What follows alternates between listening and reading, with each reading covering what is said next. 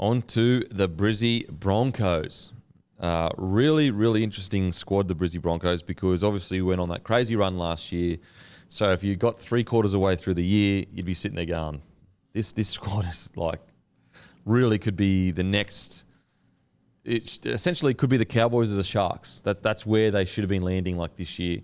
But because of the massive fallout at the end of last year, it could be a disaster. You don't know because the rate at which they fell out of the 8 and all the dramas surrounding everything and, off-field, squad on paper is extremely exciting. But the concern at the Broncos, and it has been for quite a while, is they've had the squad on paper. Outside of obviously they haven't had a guy like Reynolds at the club, last couple of years. Now Reynolds arrives, that changes a little bit. But when I look at the squad, it's an exciting squad. But can they put it together? That is a question. And are they all on board? Is the coach, the staff, the admin, the team, are they all as one and really truly believe that they are go in the same direction? They're such an interesting side because if you would have said to me in the preseason of last year, Broncos finishing 9th, is that a win? I would have said 100%. Yeah. But then we got to the end of the season, they were 9th, and I was incredibly disappointed because they showed throughout the year that their ceiling is so much higher. Yeah. It's hard to put your finger on what happened at the back end there. Something had to happen. That just doesn't happen to footy teams. No, to just completely implode like that, there had to be a specific moment. I mean, we got no evidence of it. I've got no inside information, guys, so I don't know. I've never seen anything like it before. Going from a team that was like almost taking the NRL by storm, where you were going, wow, this team could maybe even mix it with Penrith at their best. Like, they're young, they're enthusiastic, they're explosive. Reynolds has got the ball on a string. To all of a sudden, like, this team could win the spoon. They're playing that poorly. And that was the thing. When they were going good, it was the same every single week. Yeah. It wasn't like it was a different brand of footy every week and they were throwing the ball. Like, they were... And they were super tough. They were tough and they were one of the more consistent sides in the competition for a while there. Like, I remember... Probably gave you the kiss of death, but I remember sitting here saying, you know what you're going to get every week with Brisbane now? And then the opposite happened for the last 8 weeks. They lost to the Tigers, and then it was just like absolute schmozzle. No, sorry, they lost to the Eels or something? Cowboys? Anyway, they lost to someone that they shouldn't have lost to, and it was just a disaster after that. But we're previewing a squad, so I guess we've just got to try and balance that in.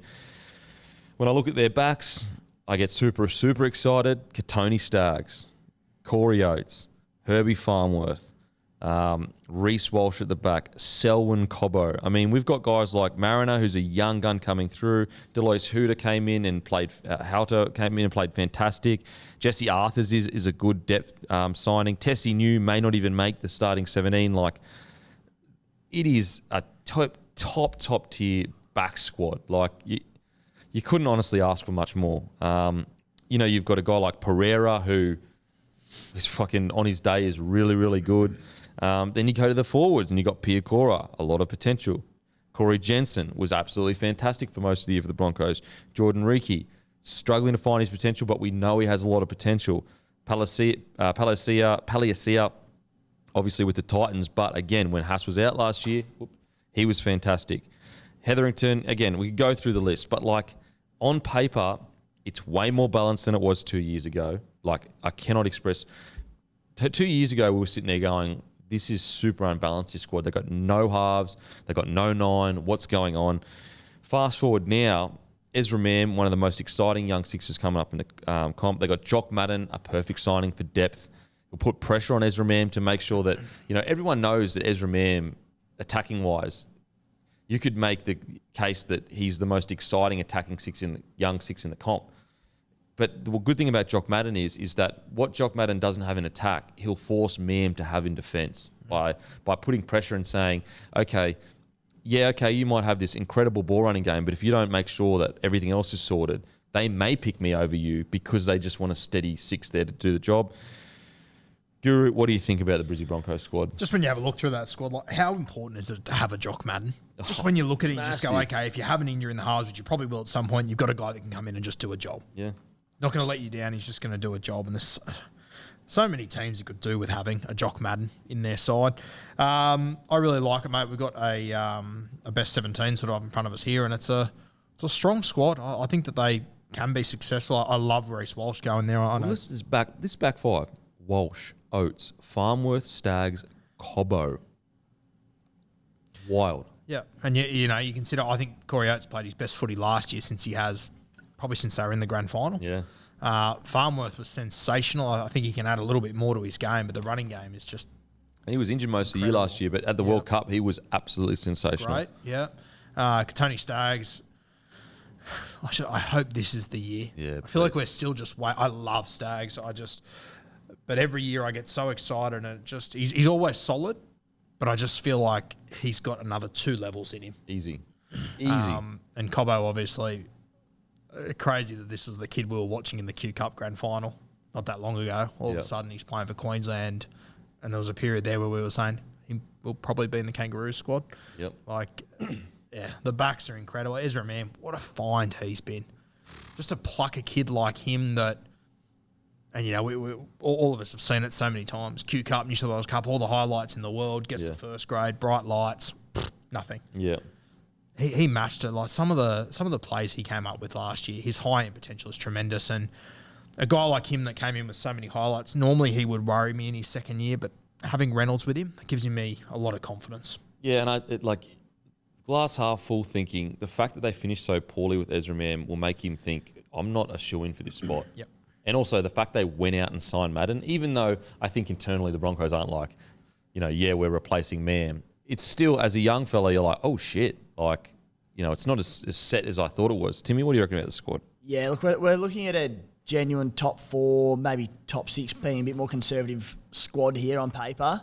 And we saw that for the vast majority of last year. And one thing I learned from last year that I'll never doubt again is just the impact of off-field drama. And just the Broncos had one of the great bedshits. Manly with Jersey Gate did the same. A couple of years before, the Dragons with Barbecue Gate. But teams come back from these things and we'll just not win a game of football. It's incredible, the impact. I think Manly, I was saying that, Desi Hasler will get the boys going. They'll be fine. I think Guru sort of said, I'm not so convinced, and I don't know if they won a game in the back end of the season. And this Broncos, it's got everything. In terms of balance, it has youth, it has attacking upside, it has depth in every position. You can't knock it one bit. It has strike power and flair.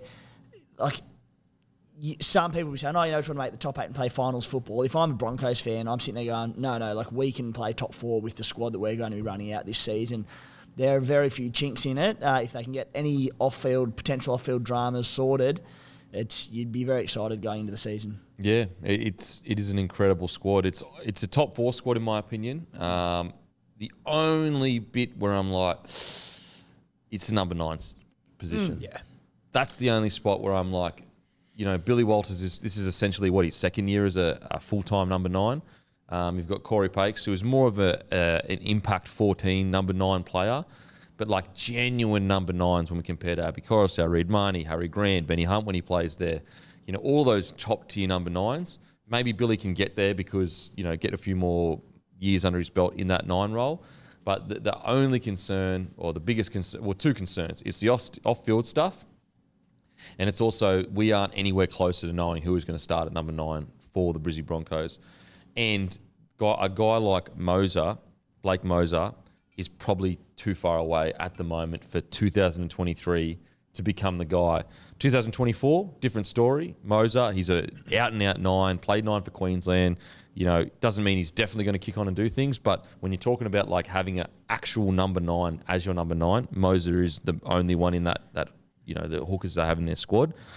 In saying that, we look back to the preseason last year, it was a similar narrative to Ezra Mann as far as all their halves went. You had all these guys to choose from, and he was the young guy. So I think very similar to what it was last year with their halves, watching all those preseason trials and trying to play musical fucking chairs with their halves. I think the 9 and the 14 jersey is going to be very similar. I really wouldn't be surprised if Blake Moser does become a little bit more relevant faster than what we're anticipating. Yeah, I can see towards the end of the year. I just think start of the year, can you check when Ezra Mann made his debut and then stayed in the side? maybe it might be similar timing to him because it was about mid-year, wasn't it, when Ezra Mam eventually got the gig? That'd be my It guess. was right around Origin. I reckon, Yeah. about 12 or 13 or so. Yeah, so he debuted Ezra Mam in round 11, and he was pretty much stayed until round 24. Yeah. So potentially, I will say though, being in the middle at number 9 as so young, that's a bit more of a hurdle than being a 6 outside Reynolds. But don't get me wrong, as a Broncos fan, if Moser can progress quicker than we thought, if you've got a young gun of Moser, Mam, and then your Reynolds and Reece Walsh, all of a sudden the spine is like, it's sorted for the next whatever years. B, when Reynolds retires, you know exactly what you need. You need to go out and find a structured 7 to just get the job done.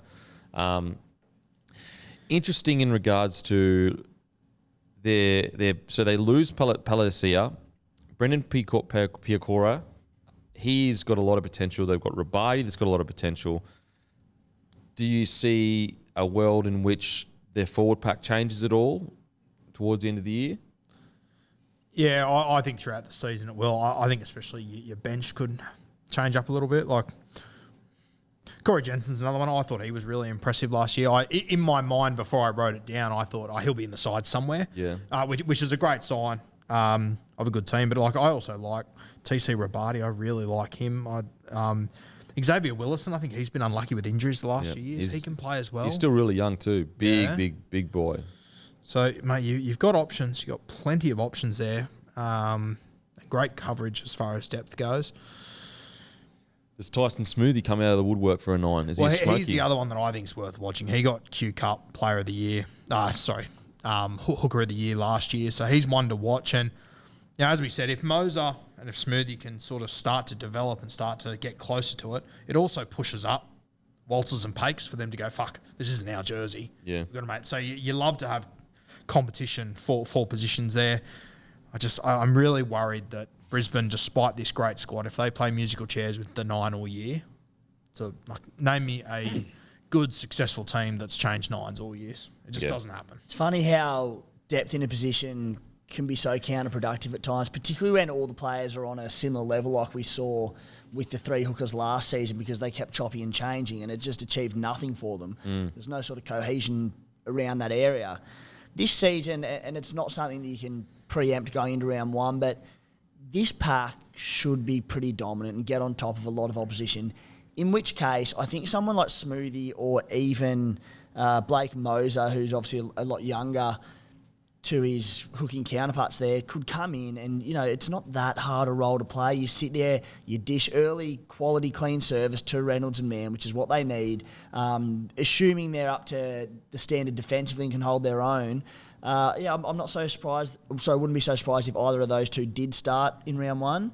I don't know how it'll pan out, but I'd like to see just an out-and-out 9 in there. Yeah, I personally don't think that Walters or Pakes has done enough that if Moser and Smoothie are the best in pre-season, that they automatically get it. For sure. Well, how old's Moser? We're talking like 19 or something? Yeah, 19. He's proper young. He's young. He's young as anything. And Smoothie to get the Q Cup Hooker of the Year, that's not easy at all to do, at all. 23. I guess we have to ask, Moses 23? No, Smoothie's 23. Oh, really? Yeah, so maybe he's the man. Maybe he's the guy because when you think about it, and maybe Billy Walters could have, but could Billy Walters have won Hooker of the Year in Q Cup?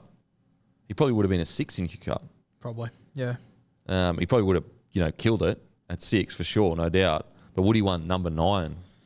And so I wonder whether Smoothie might be the guy that sneaks in there. And that's the other thing about Smoothie. He's come through that Storm system under Grant, Brandon Smith, Cameron Smith, all those guys. So not bad pedigree. And Billy Walters is also a great 14, I think. I think he's a fantastic 14. So, maybe it could be a setup where you play Billy Walters for the first 20, particularly the first few rounds, if you were bringing, say, Smoothie through, take the sting out early and then just play him as the bench utility. Yeah, because, So it doesn't really. It's actually pretty hard to find Blake Moses' age, but he was in the under-19s last year, so he's probably 20, 19 or 20 or something. 19 or 20.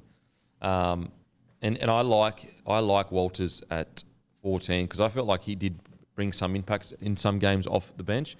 Plus, it covers because right now, if you had Corey Pakes at 14, I mean technically you could argue it still covers everything because Walters can move into the halves if someone gets injured, but then you're also making either Corey or Walters play 80 minutes essentially, which is a tough gig.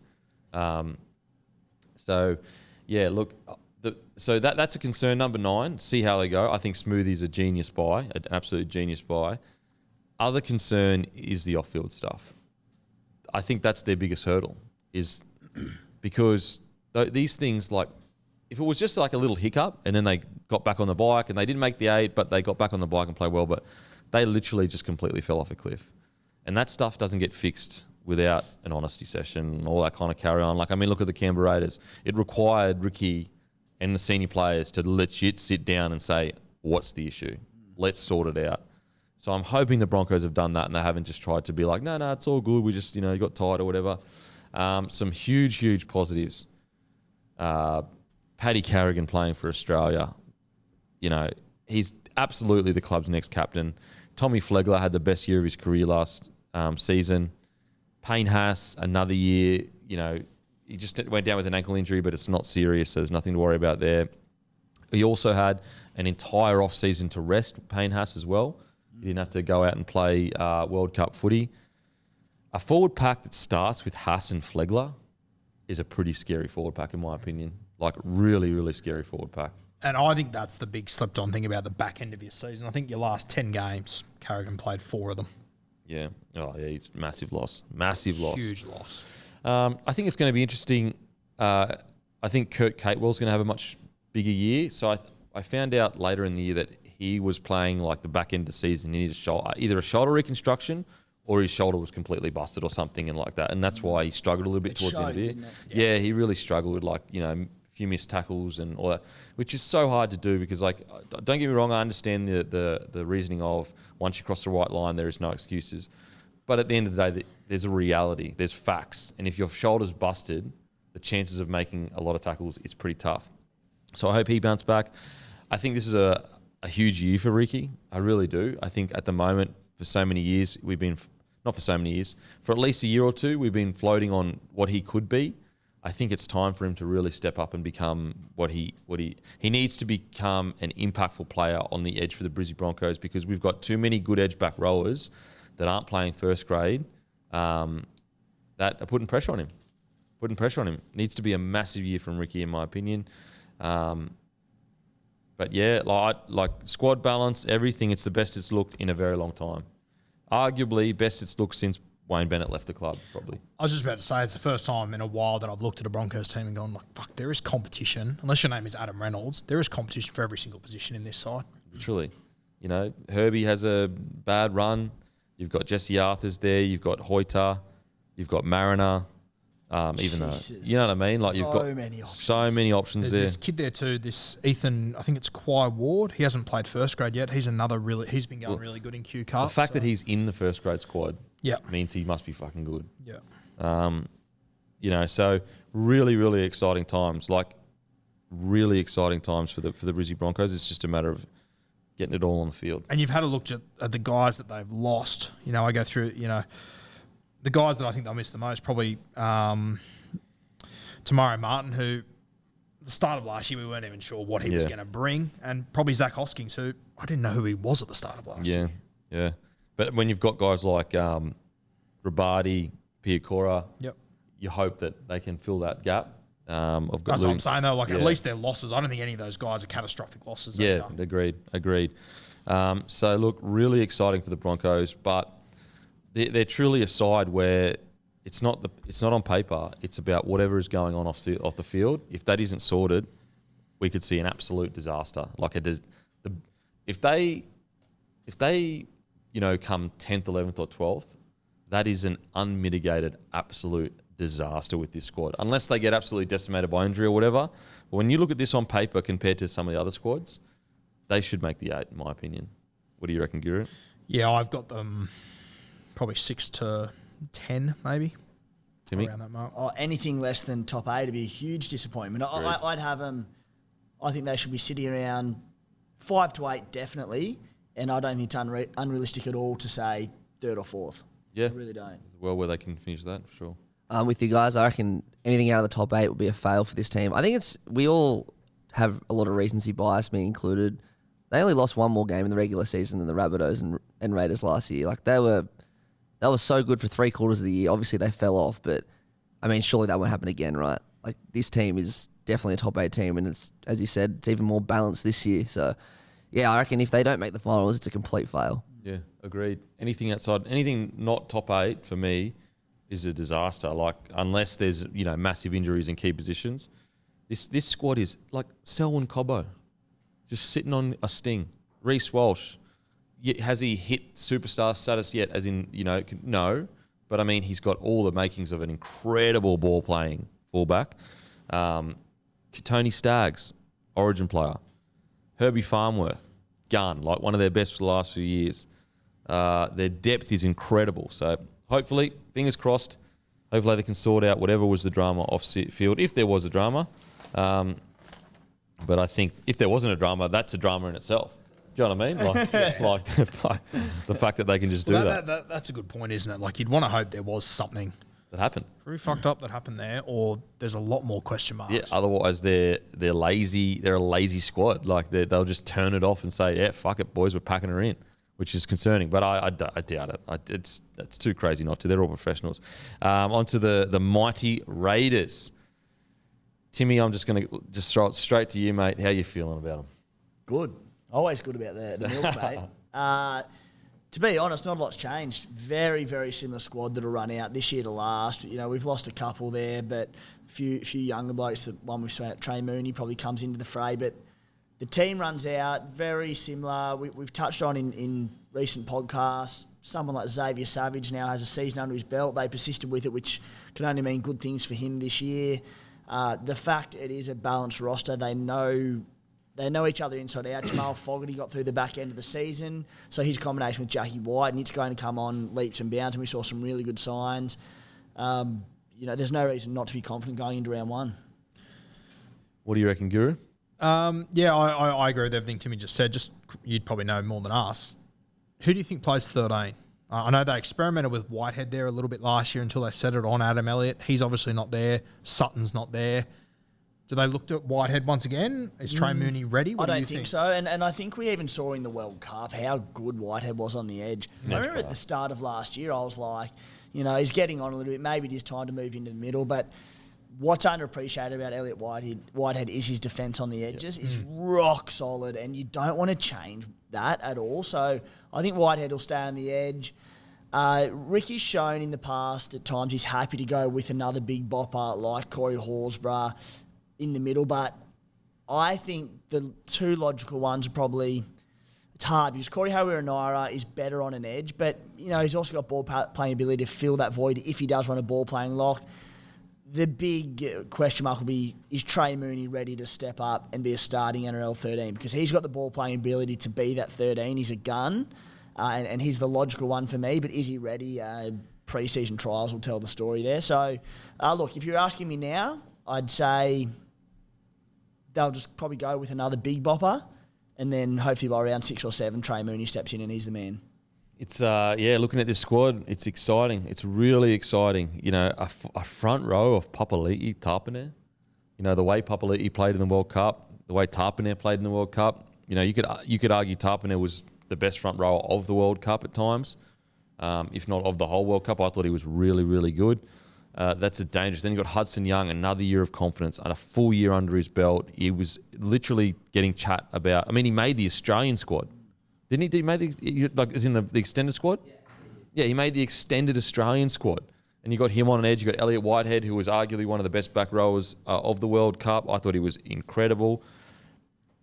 The key for me though is another season with Jackie White and Fogarty. People forget Fogarty didn't come into round 6 or 7 at the earliest. Oh, later than that. 11 or 12. Yeah, 11 or 12. And they went on the run that they did. Like, Jackie Whiten goes away to the World Cup, absolutely kills it. So good, so good.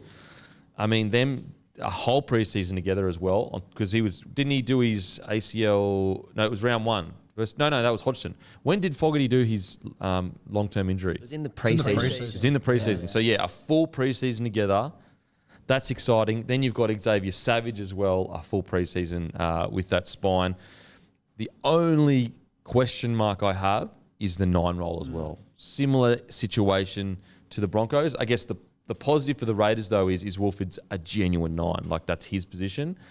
But in saying that, is he the, top 4 tier 9? He could become that. There's no, he played some great games last year, but that's the only question mark. Now, we've been told that Danny Levi has been signed by the Raiders. He has, yeah. He has. Yeah, we missed that last week in the transfer talk. Levi has come in. Now, he's good depth, but I don't see him being the week in, week out 9. I think that, he's been at quite a few clubs and probably unable to cement that spot. But he's a great signing if an injury, if something goes down for with your 9. I wonder who this Adrian Trevelyan guy is. He's a Queensland hooker. Come through sort of the grades, played a bit of reserve grade the last couple of years. Got a start or two, might have been early on last season, and did his ACL. I think he hurt his shoulder as well, the poor bugger. Another one who, he's younger, so there's time to get K's in his legs then at a level. A solid footballer. I don't think he's going to set the world alight. Another great one for depth, but again, I would be surprised if he was a starting hooker for us. The beauty of this Raiders side is that come round 1, you know what the spine's going to be. You go back to round 1 last year, Chance was at fullback, Brad Schneider was at halfback, Josh Hodgson was at 9. So that's how they spent their preseason, knowing that Fogarty wasn't going to be there. Hodgson was going to be the main guy. Got to remember, as you said, the halfback, he only came in halfway through the year, as did Zach Wolford, who was the starting 9. You now get a full preseason with all these guys, with Xavier Savage also at fullback. When you consider all the things the Canberra Raiders had to overcome that I think we don't take into consideration a lot of the time, to finish 8th wasn't a bad knock. It was a massive knock. I mean, we spoke about it quite a bit, but for everything they went through, like including the off-field stuff, all that drama, plus the injuries, plus the spine being different, plus them openly saying they're bringing in young talent to develop them, the Raiders, for me, are super exciting. I mean, put it this way, if Parramatta come out in round 1 and Josh Hodgson is out for the season, they're in trouble all of a sudden for me. And that's the position the Raiders found themselves in without their halfback as well. It's sort of for me, like, not only that, they lost their Mitchell Moses as well. Imagine if the Eels lost fucking... Yeah, 100%. Jesus. There. So what the Raiders achieved last year was phenomenal, absolutely phenomenal. And, like, the run they went on at the back end of the year, I think, is a sign of what they can be. It really is what they can be, because they had basically all of their players on the field at that point. It's exciting as well from a squad perspective long term. Totrich is still really young. Like, he's still only like 23 or something like that, which is crazy to think. You got Seb Chris, relatively young. Tomoko, relatively young. Jordan Rapata, yes, he's aging, but he's still got some quality footy in him. On top of that, when you look at their backs, Albert Hopewadi, Harley Smith-Shields, who is a very talented young fella. You've got Croker there as well, like heaps of experience. You got Valamai. So, like, depth-wise in the backs, they're absolutely stacked. Stacked so much that you could, you got Croker sitting there, and Rapana, if he needs a rest or whatever, you'll bring someone in. You got Xavier Savage, who obviously, I think he came leaps and bounds. I don't know. I didn't think he was ready for fullback last year. And to be honest, I think I still agree with that sentiment, that I don't know if he was ready for fullback last year. But looking long term, like Ricky was, I think it was the best thing for the club to put him there now that he has shown that he's improved so much over the year. He had to learn hard lessons at one point or another. Hopefully he learned a lot of them last year. Yeah, I mean, I think he did. I think towards the end of the year, like, obviously he still had one or two things. He's a rookie. He's going to have that. Yeah. But I think if you go and watch the start of him playing fullback at the start of the year, and then the way he played fullback by the end of the year, I think you absolutely saw improvement in the fullback play. And the silver lining to any sort of long-term injury and key injuries to sides is just getting runs into the legs of your depth players. So the Raiders last year, when they didn't have Fogarty the first half of the season, Matty Frawley came in and was excellent as just that controlling halfback with a solid kicking game. Brad Schneider played the first few games of the season, so they've got games in their legs. Really, the same thing with the hookers. I know Josh Hodgson's gone now, but I said as a result of the Hodgson injury, Zach Wolford got a lot of game time once he sort of came into the fray. Tommy Starling got some bigger minutes. So all these things looking a year further down the track, it's got to pay dividends. Absolutely. And you look at their depth, they've got 5 halves. They've got arguably not arguably, but they've got 4 hookers. Like, these key positions are stacked with depth. The Raiders for me are super, super exciting. Looking at their forward pack, Look, if you wanted to be super negative, maybe look, is Papali'i towards the end of his career again? Like he still played incredible at the World Cup. I'm just trying to nitpick here and look at the potential positive downsides. Elliot Whitehead, even though he was also incredible in the World Cup, is he towards the end of his career? I'm not sure. Again, these are just the negative questions you have to answer because seasons you don't know what's going to happen. And I would agree with you as well, Guru. Who will play 13 for them? Who will play 13? I think, as Timmy said, I don't think Trey Mooney's going to be ready round 1, but I think, as you said, maybe round 7, round 8, he could be the guy. I reckon he's a really good shout for Rookie of the Year. Trey Mooney? Yeah. Wow, it's an early Rookie of the Year shout. Played 1 game last year, so he fits the criteria and everything. Would you have him thereabouts? Oh, definitely. Yeah. He just needs an opportunity in this team, and I think he'll be in the 17 regardless. But if he lands in the 13, as Tim said, in the first 2 months or so, I'd be backing him in for a rookie. He's an exciting player too. Like just the way he plays catches the eye. Yep. Like the aggression. He's in your face. No Ticks all backward boxes. step. And so it's easy to see. Like he gets viewed more than say like a grinder or whatever. Even though he's got that kind of stuff in his game. So the only nitpicks for me is like who's going to be the 13. Number 9, Ken Wolford's kick on. And then, maybe in key positions, do they have older players? That's a good thing. It's more just me being pessimistic. But outside of that, this is a top 8 side for me. What's your thoughts on Harawira Naira as the potential 13? Because it's a little bit similar to probably talking about TPJ, where you're like, well, yeah, probably better on the edge, but like CHN is such a good ball player. He could be that link man for us. We're struggling to get enough minutes into him because of how much depth there is in the pack. We've got Hutto and Elliot Whitehead on the edges who are 80-minute men. So maybe getting minutes into Corey is by putting him at lock, Harawira Naira, that is. Do you like that or not? I do on paper. Like I think we called for a bit ago when they refused to play Adam Elliott there. We're like, Harawira Naira's got the best ball playing out of all the forwards easily. It's just the obvious one we're sort of overlooking. Yeah, maybe. I don't know. and that's but when there's an obvious player that doesn't get a start there must be a reason. Like maybe he struggles with structure. Like maybe he struggles with being forced to get to certain points on the field because he is the perfect 13. Yeah. Big, strong, has an offload, good footwork. Footwork through the middle. It makes sense.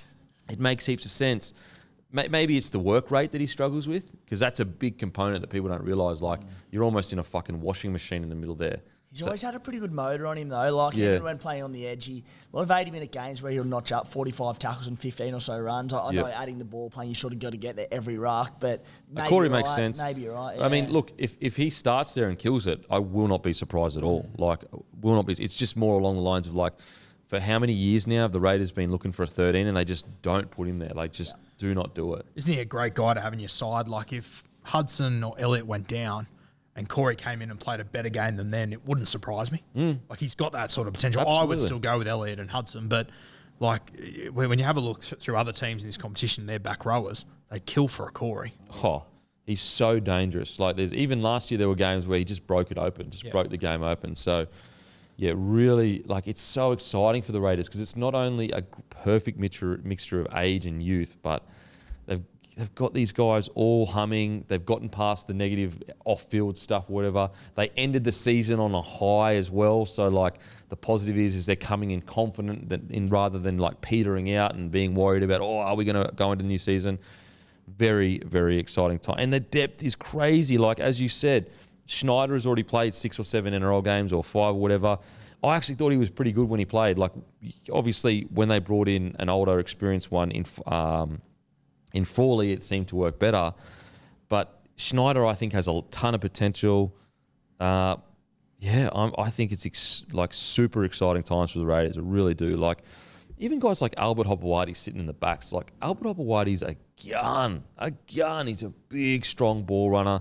Harley Smith-Shields, again, a gun. So, yeah, really, really exciting times. Boys, do we have top 8 Raiders? I think they should be. Yeah, I think 5 to 8 would be the expectation. Yep, I think top 8. Yeah, I've got Raiders like kind of at the bottom of my little bracket here of the top 6 and kind of at the top of the 7th to 10th. I reckon they'll be in the mix there with maybe like Storm Cowboys at the top end and then equal to them maybe Brisbane on top of the improving teams like the Doggies. I got them around just the bottom of the 8. There's no reason they shouldn't. They made the finals last year with pretty much the same squad. It's very settled. So, yeah, I reckon they should definitely make the finals. I also think it'll be an interesting year for Jack Whiten. I mean, he finishes this year as a Kangaroo centre and one of their best players at the World Cup. If Turbo's fit next year, he walks straight back into the Blues team, which then, in my opinion, probably drops Jack back to the bench. Yeah. But they ran with 2 hookers next year. If Freddie wants to do that again, all of a sudden Jack could be under, as crazy as it sounds, he could be under a little bit of pressure to get into that side. Well, remember last year I said they just carry him as a forward. Just carry him as an extra forward, yes. Like, he has to be in your fucking... I don't care how you get him in there. Like,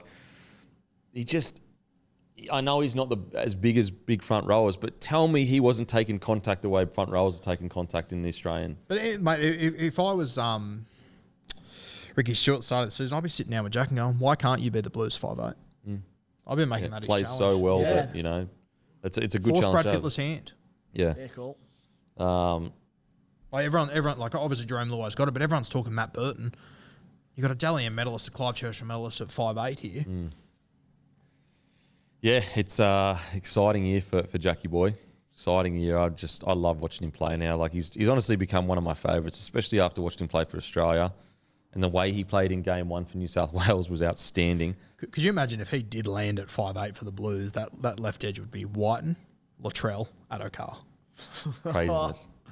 I don't think there's a world where Luai loses that spot, but I don't think there is either, but Jack's a classy enough player to try and force it. If they lose game 1 or something or whatever. I like I just want to go out there, rip and tear. Yeah. You don't need to think, bro. Just do what you do, which is fucking rip and tear. I know he got COVID last year and he didn't get picked for Game 3, but Freddie still undoubtedly loves him. He always has. I don't see a series where Jackie Whiten's not in it this year. Well, in Freddie's, like everyone, likes to have a crack at Freddie for not picking him Game 3. But everyone forgets that when he initially picked Jack Whiten a couple of years before, everyone was like, what the fuck? Like when Latrell got dropped, Jackie Whiten kept his spot. Everyone tore Brad Fittler to shreds. So if you're going to have a crack at Freddie for not picking him Game 3, you've got to give him the respect. He believed in Jackie Whiten when no one else believed in Jackie Whiten. I remember a little story. At the Blues, we got all these personalised water bottles made up for all the players that could make it. And I remember we got him in. This is before Jack Whiten debuted. And Jack Whiten's name was on a water bottle. And me and my co-workers looked at each other like, why have they made this one? And then he got picked a couple of weeks later and literally never looked back. Yeah. It's crazy. Like Freddie, you're right. Freddie believed in him before everyone else Exactly. did. And so, and also, like, it's easy to say in hindsight you should have picked Jackie Whiten on the bench or whatever. But like at the time, we were all discussing like they need an extra big body. Yeah. Talakai had just come off crazy form. Like, to be clear, I still think it was a mistake to not pick Jackie Whiten. I had him on my bench for New South Wales, but I think as time goes by, it's so easy just to blame Freddie's selections, and they forget what was actually happening at the time. Talakai was beast moding it, like absolutely beast moding it, and Jackie Whiten had just come back from fucking COVID, so very exciting year for Jackie Whiten. I hope I haven't just jinxed Josh Adokar by assuming he'll be on the left wing. As soon as I said it, I thought about it and I went, oh. How dare you? That is one selection where you can go, even though you can understand what Freddie was thinking with the 2 big ball running wingers that could make heaps of meters. That's one where you could say, I think Freddie and the selection panel got it wrong. Like, just clear cut. He'd been a part of New South Wales Raiders. He'd won a bunch of Origin series. That was probably the wrong call. So does he tell Daniel Tupou next year he's dropped?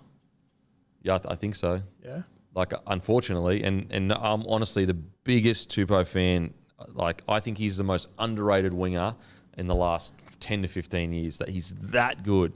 But unfortunately, the Fox is arguably one of the best wingers we've ever seen, and he brings something different to To'o, whereas like Tupou and To'o, even though they're very different players, they're meter eaters, like big meter eaters, whereas Fox is a fucking game breaker.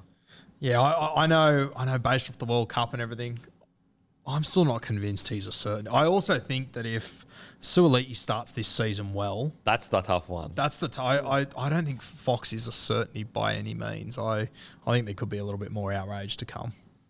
Suoliti is the interesting one. How do you fucking navigate those waters? Like, seriously, you're not getting rid of To'o. Like To'o. And To'o can play both sides as well. So Suoliti in a Blues jersey, eh? Oh.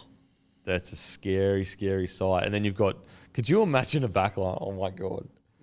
With To'o, Trell, Trbojevic, and Suoli'i, like the size and strength. Like it might be the strongest backline in history of rugby league. And we could genuinely see a situation where Fox doesn't play Origin but is selected in the Kangaroo. I wouldn't be surprised if Mal. I think Mal will go back to him.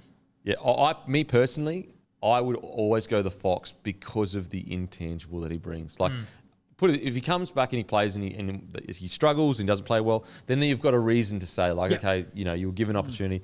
But Fox is like, he brings this special energy, and we spoke about it before the camp that you simply cannot replace. You can spend as much money on as you want. You can pretend about all this science and this and that and this training.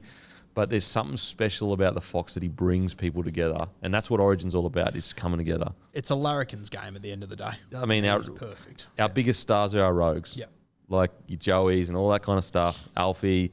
Like that's where the magic lies, is in the rogue's palm. It doesn't lie in the fucking battler. It lies in the fucking rogue's palm. But anyway, look, is it too early to talk about Origin? Absolutely fucking not. Absolutely not. Okay, yeah, any rate, Raiders, we all agree, top 8. In my opinion, is it a devastating year if they don't make the 8? No, only because of all the improvement of the other sides around it. But it is a disappointing year if they don't make the 8, in my opinion. I would say, put it this way, on paper, I would have the Broncos just a bit ahead of them on paper. But there's a world where, but I'm probably more sure that the Raiders will hang around the 6 to 10 mark. Whereas the Broncos, again, it's that off-field, whatever is going on, that really, really worries me. If that is not existent, the Broncos really should be a top 6 side. So, very excited for the Raiders.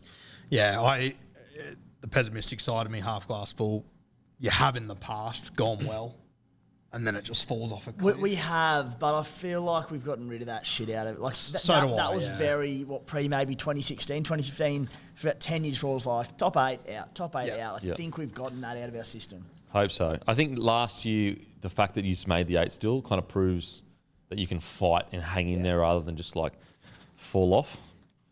Now, onto the Manly Seagulls. Tom Trbojevic, next. Thanks. Next team. Manly Seagulls. They're such an interesting squad because seriously, you look at it on paper and you'd go, is it a top 4 squad on paper compared to the other squads? Obviously the Tom Trbojevic factor is big. You'd say probably not. But we've never seen anything like Tom Trbojevic outside of maybe Joey's impact on the Knights. And he is truly the wild card of the NRL. If he fires, they could win a premiership. If he doesn't, they could literally come 12th. And I've never experienced anything like this. That's what this guy brings to a team. You look at their forward pack when they're all running red hot. You've got Olakau'atu, who's can be a form back rower. You've got Josh Alloy, gets through a lot of work. Kepi has some great moments. Paseka seemed like he was finding his feet in regards to what he could bring to a team. But is it like a forward pack compared to the tippity top, like a Panthers pack? Probably not. But they do have this special kind of way of getting shit done. A new coach in Anthony Seibold, maybe it's exactly what they needed to freshen up. But there's a lot of questions around Manly for me. Yeah, and I think the sentence stood out for me there was a special way of getting shit done. And that's Desi. Yeah. That's always been Desi. So that's my only worry with this. But I also, mate, I have a look at all the coaching staff that they've put together and everything. It is a pretty impressive outfit. And as you said off the top, as much as you were G and up, Tom Trbojevic, it starts and it finishes there. Literally. If he is just on and he is playing, I'm having a look at this forward pack and I've got a star next to guys that I think will definitely be in the pack, and I've only got about 5 stars there. So I'm not really sure how it's going to look realistically. I'm not sure what that left edge is going to look like. You've obviously got Josh Schuster. He won't be a back rower this year. He'll be in at 5'8" on that left edge. I think you'll see DCE be he's already pretty ball dominant. I think you'll see him take even more responsibility. Even more. I think Holy. So. Is that what you two are anticipating, or he has to? He's got Schuster coming in who hasn't played 5'8" since junior days, and he loses Kieran Foran, one of the most experienced halves in the NRL. Yep. Ches has to take an even bigger I role. know. The only thing sometimes I feel with Ches, less is more. You know, like for example, that famous Origin win, like he gave Munster the reins in regards to his job was really to set Munster up to get where he needed to be. I understand what you guys are saying. Like Schuster's a rookie for sure. You can't just expect him to fucking.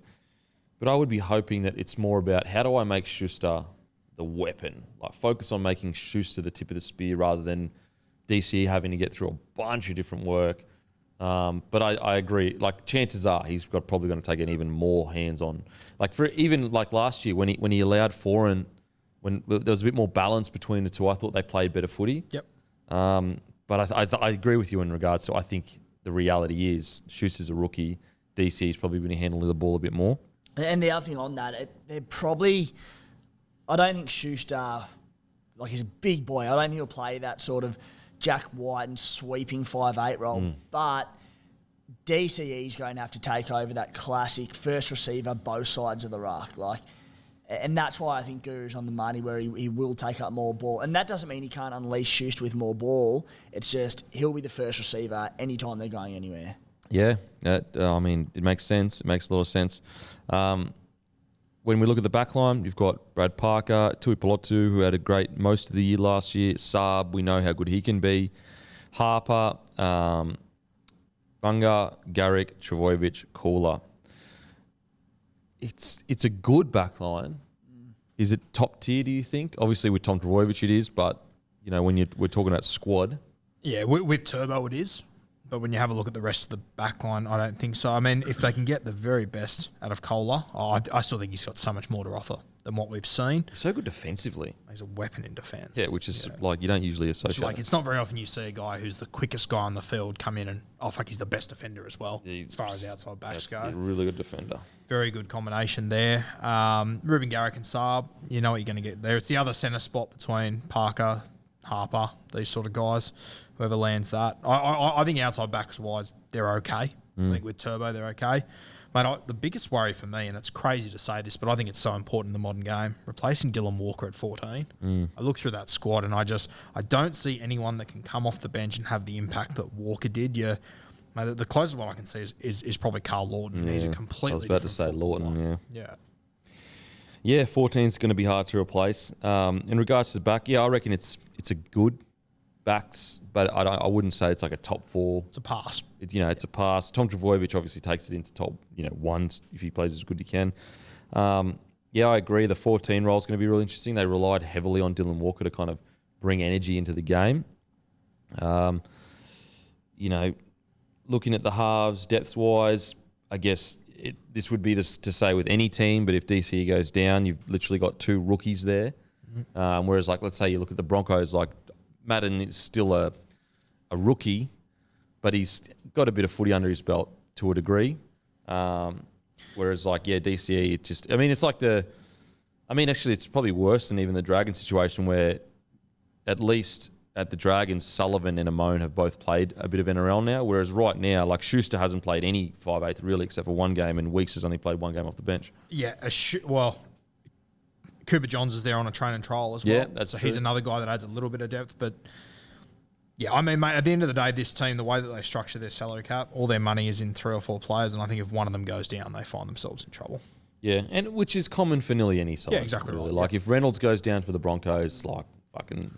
But I think this team in particular, they could go from a top 4 side to losing one of those guys and going to free fall. Do we think Siebes is going to get the boys up? If he gets his fullback up, he'll be right. What do you reckon, Timmy? I have no idea, but as long as Tommy Turbo's fit, you're sort of saying, like, could be, if he doesn't fire, they could be a team that finished 12th or something. Like, if Tommy Turbo's fit, he will fire, and I think Manly will fire too. I know he did play the early part of this season and didn't exactly set the world alight, but we talked about the back line of, look at Saab and Garrick, Tui Pelotu. It's a solid back line without, again, setting the world alight, but when Tommy's on, it doesn't matter at all. We saw 2 years ago. I know that 2021 season was a bit of an anomaly with point scoring and new rules brought in and that, but like Saab and Garrick scored 1 million tries between each other. Tom did it at Origin level too. Exactly, yeah. All because Tommy Turbo was just unbelievable. And they'll continue to do the same this season as long as Tommy Turbo fires. So I think they'll be fine. In terms of Siebes and what he gets out of them, and has there been any lingering effects of Jersey Gate at the back end of last year? I honestly have no idea. One of the fascinating storylines heading into round one, are they on the same page? I will say, glass half full, if Schuster reaches his potential for second year, all of a sudden they go to, rookie 6 to Schuster and DCE are up there with the best halves pairing in the competition, period, bar none. DCE, obviously, he's won comps, he's won Origin, we know how good he is. Schuster's potential, big body, crazy soft hands. You could make an argument that if he hits his straps this year, they're a top 4 pair halves pairing. As in, they're genuinely, if you're ranking the top 5 halves pairing, they're sitting at 2, 3, 4 around that area, which is exciting for Manly. What do you got there, Matty? Oh no, I was just gonna throw in that in the Des Hasler years. So we're talking about Tommy Turbo. They've had 4 Des Hasler years, right? Tommy plays 7 games for 2 of them. They missed the finals. Tommy plays 12 games one year. They come 6. Plays 18 games next year. They come 4th. So just because Tommy Turbo, and I'm happy to be proven wrong, but just because Tommy Turbo puts this team into eliteness, can you define them as a top 8 team? Because without him, they've proven that they're really not. Can you call this squad a top 8 squad? Yeah, overall, because we're talking about depth, we're talking about, we're not just talking about the top 17 that runs out there every week and hopefully goes through. Yeah, it's a great point, Matty. It's a great point. I mean, I guess it's as we said, if Tommy plays, they are. If he doesn't, then they're not. Yeah, and I think they are. I think what Matty just did then is applying a lot of common sense. I just don't think they're in that situation. They're the exception to most rules just because this guy is that fucking good. Yeah. I also think the other thing that I think it'll be interesting is, I was just having a look. DCE, he kicked for 9,000 metres last year. Who's the next best kicker in this team? If DCE gets tackled on last, who are we looking at? Are we looking at Schuster? Are we looking at Lachlan Croker? Good point. And that game plans will literally be, I want you rushing DCE. You murder DCE on every last tackle. Yeah. Dylan Walker could even kick at times, when he had to. Obviously, Kieran Foran. So the question is, can Schuster kick? Can Schuster kick? Well, DC kicked for 9,000. How much do you reckon Lachlan Croker kicked for? Just that hooker, for example?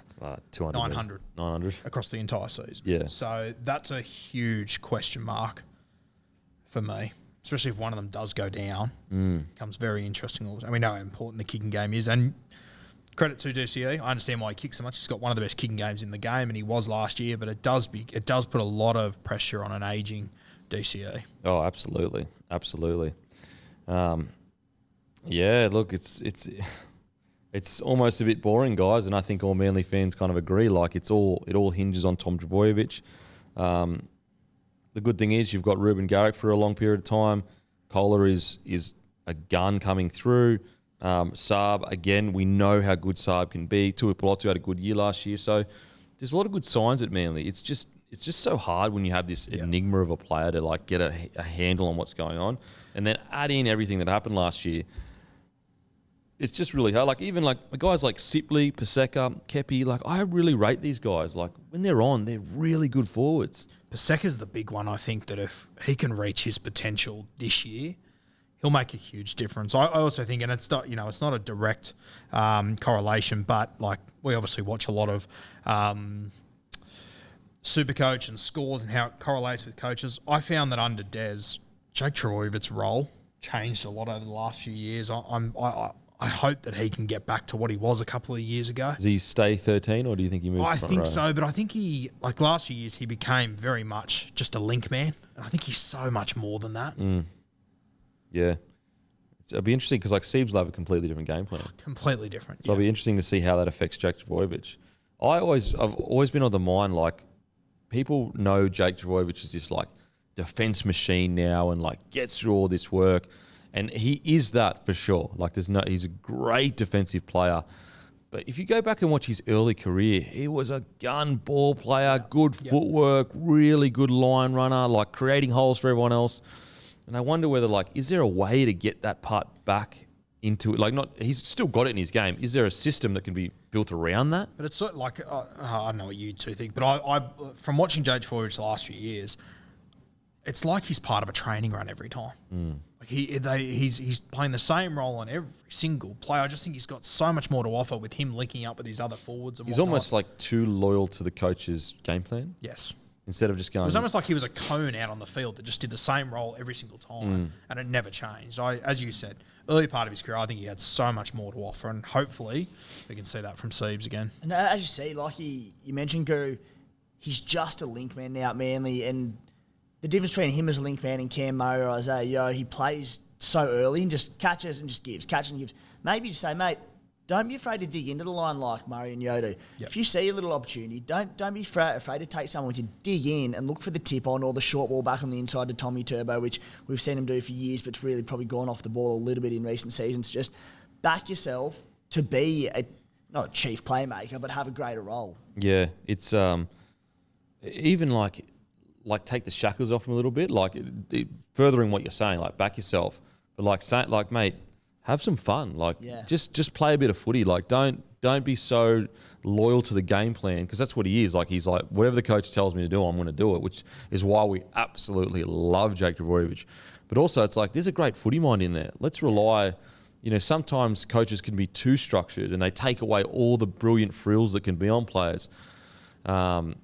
Maybe they need to say to Jakey, mate, just have some fun. Just go out and if you see it, if you want to get to a certain point in the field, because, we all know DCE needs some help in that spine at the moment, because obviously Schuster is a rookie. He's a rookie, and then he's obviously got, at number 9, he's got Croker, who is this great service dummy half, but, he's not a creative dummy half. That's right. I feel like Jake should be what Glenn Stewart was 10 years ago. Yeah. Where he's like an active part of their game plan and, setting out what they're doing. And I just feel like at the moment he's just a role player, and he's so much more than that. Some good smokies to look at. Ethan Bullimore, I thought he had some good impact when he came to the club. Sipley, I think, has got a bunch of potential. Zach Fulton, I thought he had a good debut, really aggressive. I think Kepi's got a lot in him as well. I really like. There's been games where he's been arguably the best forward on the field. So, yeah, the most exciting thing, though, for Manly fans, it almost took a bit of a sour note because he couldn't get on the bench or even on the edge. But it's Schuster. It's a guy like Schuster. That is exciting. If you get him close to his best, it changes everything for the club. A, it takes the pressure off the fact that they got rid of Foran. B, tell me any club that wouldn't kill to get their hands on a guy like Schuster.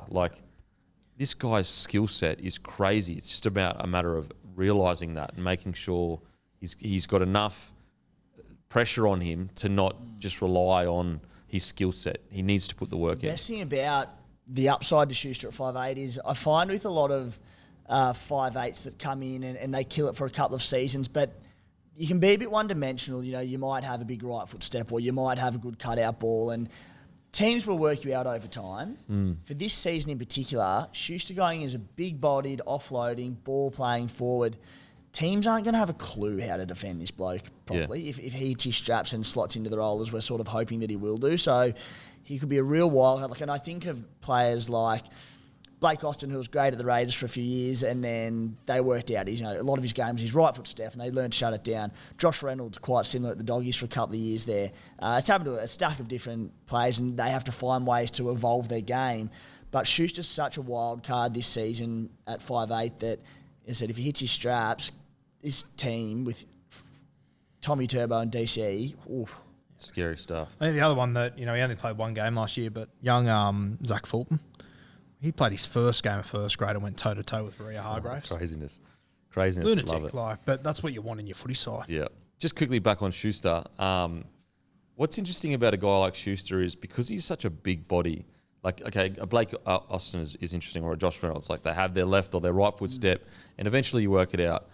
But with a guy like Schuster, it's you can't work it out because he's so fucking big. Yeah. If he wants to run at you like a second rower, he'll run at you like a second rower. So he's got all the options. He's got hands as soft as any half in the comp.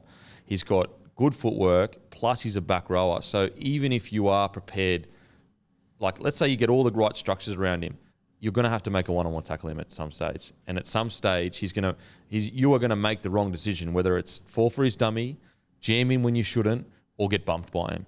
Whereas like a lot of halves that are a ball running 6, like for example, even like a Jackie Whiten, like to a degree you're going to have to try to handle his physicality, which is almost impossible. That's why he's so good. He's not going to be the craziest ball player, but it's going to be good.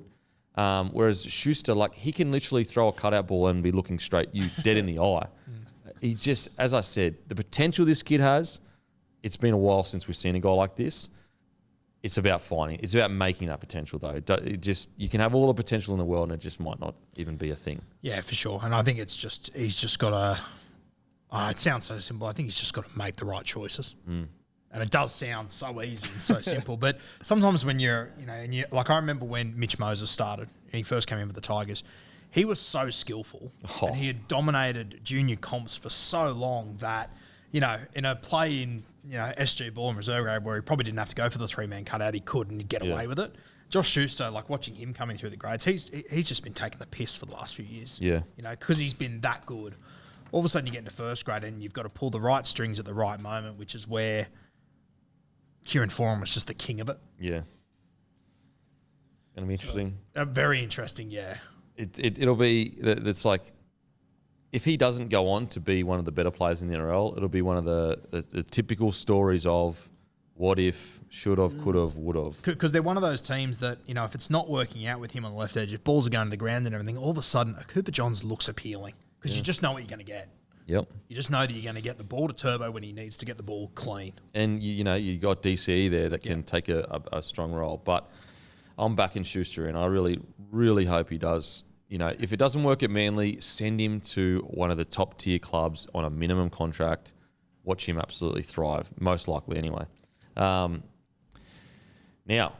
before we get to the Rabbitohs, make sure to grab some merch from bloke.shop. We got Bloke party shirts, brown, white, yellow. They are absolutely fantastic. Really nice, soft, stretchy material, guys. We got Bloke boardies, thongs, cooler bags, hats, everything on bloke.shop. It is perfect for Christmas or summer.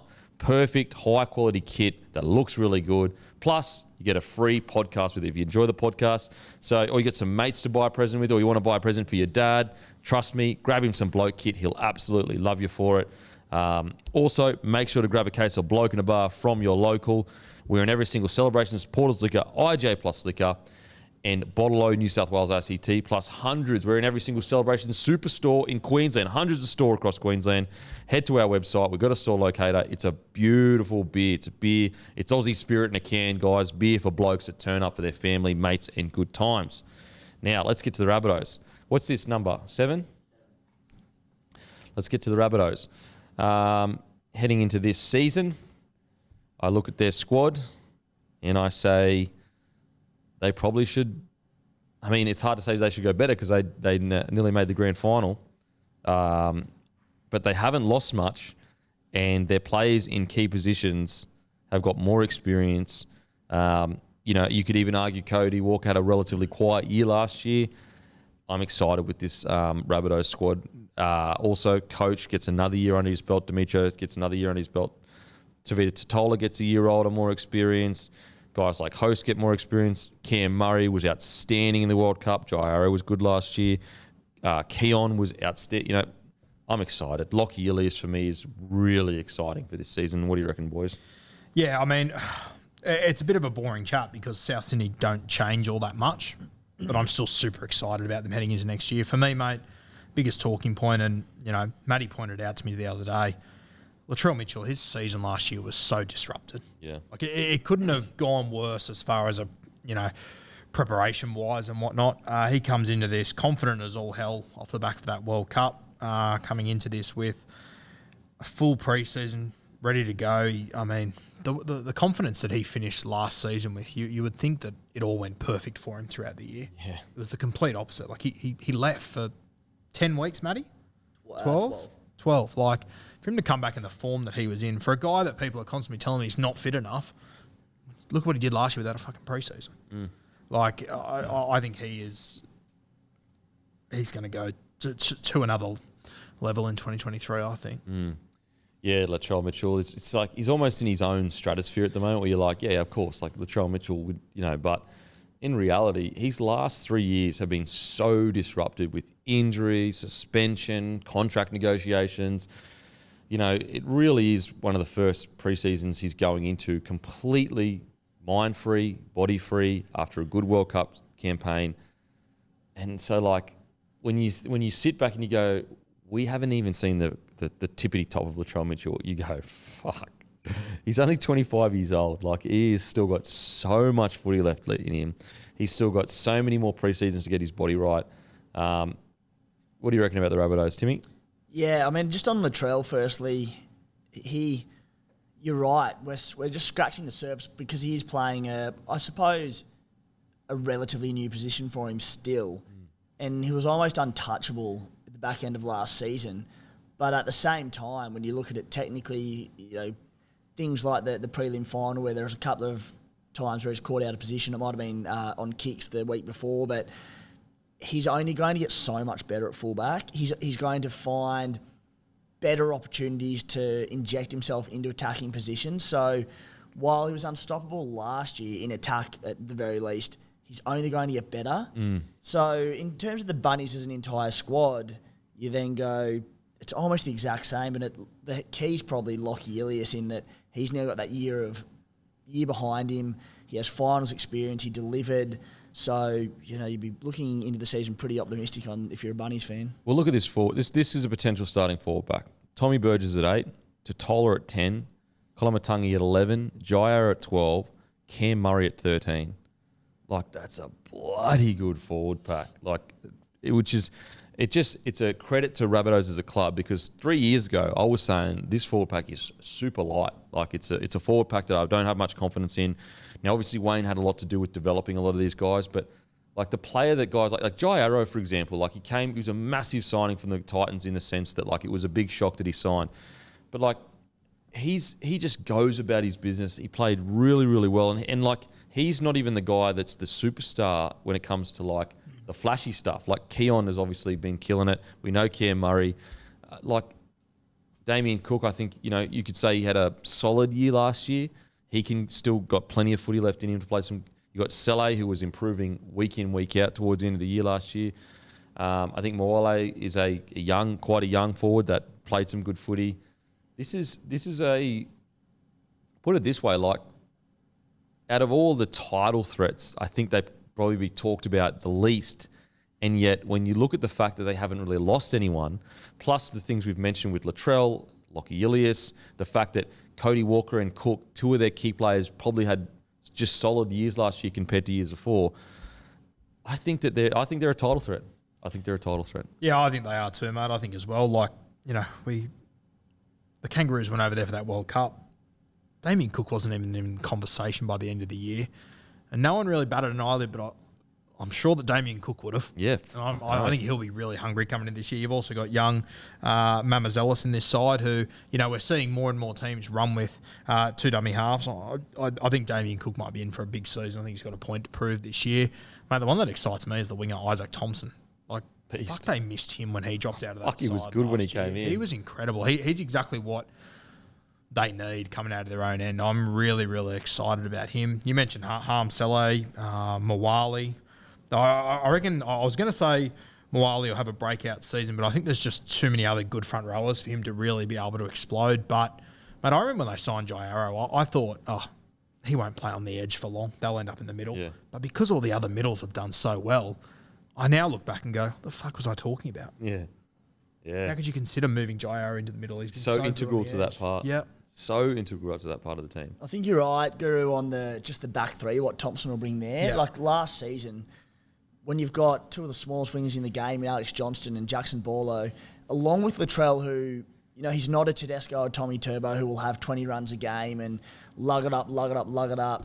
It was a pretty small back three, essentially. So adding Isaac Thompson, who's a big, strong ball runner, that will be a tremendous benefit to him, won't it? And, you know, Campbell Graham, he was injured for a bit last year as well. And talk about his World Cup campaign. Outstanding. I think he's in for a massive, massive year, Campbell Graham. Isaiah Tass, another guy that finally had got his shot in first grade. You know, a bit shaky the first couple of games. Towards the end of the year, he's a mainstay, essentially. this is really exciting times. It really is. Like, again, these guys got to a prelim with their two arguably, not arguably, their most influential players in Walker and Cook not playing at their like, you know what I mean? Their form year was the year before. Yep. It's just exciting. It really is. And you go like to depth. They've got guys like Cheekham, they've got Knight, they've got Cartwright, Jacob Host, you know, who may make the 17. In regards to hookers, they've got Momazelas, they've got Havili that can play obviously 14. Halves, they've got 4 halves, Taff, Walker, Hawkins, Ilias. Like, it really doesn't, like, outside of maybe a big centre signing, like I know Isaiah Tuss was solid, and if he can continue kicking on, then they're sweet. But outside of that, like, they're good. There's a young guy in this squad this year. I think he'll only be 18, so I don't know if you'll see him. Tyrone Munro. It's his first time in the 30, about 190 centimetres. Obviously a teenager, so he's quite skinny at the moment, but they've got big raps on him. At what position does he play? Wings. He gets the GI sort of comparison. Oh, really? That sort of body, yeah. Wow. So maybe he develops into that outside back that can help him out a bit. Yeah. But yeah, the Isaac Thompson's a really interesting one because it does change the balance of their squad. Like, he's not a big name and a lot of people wouldn't know him yet. But when you go back and watch the games he played, you were like, who the fuck is this giant on the wing dominating? And that, like, a guy like him is so key to winning premierships because you're paying him peanuts and he's putting out premium winger numbers. 200 metres a game. You got Alex Johnston as a crazy finisher on the other side. Thompson was the one that last season, story came out late in the year when he obviously made his debut, that I'm sure it was Thompson. He hadn't played a game of footy in 4 or 5 years or something. He like quit and then they said, come help mate or whatever. Yeah, Hame Sele or someone was mate to him and spoke to the coach and they threw him a bait in the, I think maybe even late on in the pre-season, and he rocked up and they're like, oh yeah, you're good. So a full year behind him and a full pre-season behind him. Like, yeah. Yep. So Rabbitohs, where are we talking, boys? Yeah, I think they're a top 4 side. I think 6 at worst. Yep. Jimmy? Yeah, top 4, top 6. Definitely title threats. Yeah, definitely top 4. You said at the start, like, it's hard to say they'll go better because they made a prelim, but I think they can definitely improve their ladder position. They came 7th last year. I reckon they'll definitely make the top 4 next year. And just what you said about Moali, I think South Sydney they're really easing him into first grade. Like, he's obviously a young front rower who has a lot of raps on him, but they're slowly giving him, 15 minutes here, 10 minutes here, 20 minutes here. So it'll be really interesting to see what they do with him this year. Yeah, for sure. Look, top 6 for me. If they miss the 8, I think it's a disaster. It's a disaster. It's a disaster. I'm just so I'm nervy about it's still Demetrius' second year, but he's proven it. Like, I'm not saying he's going to have a bad year. I'm just saying he's still a rookie coach. With a rookie halfback on paper. Yeah. If they miss the 8, you can make excuses for it, but I'm holding them to a higher standard. Yeah. Oh, it's a disaster if they don't make the 8. It's just that what if Lockie, you know what I mean? Doesn't kick on. It's second year syndrome. I don't know. To be clear, disaster if they don't make the 8, but I have them top 6.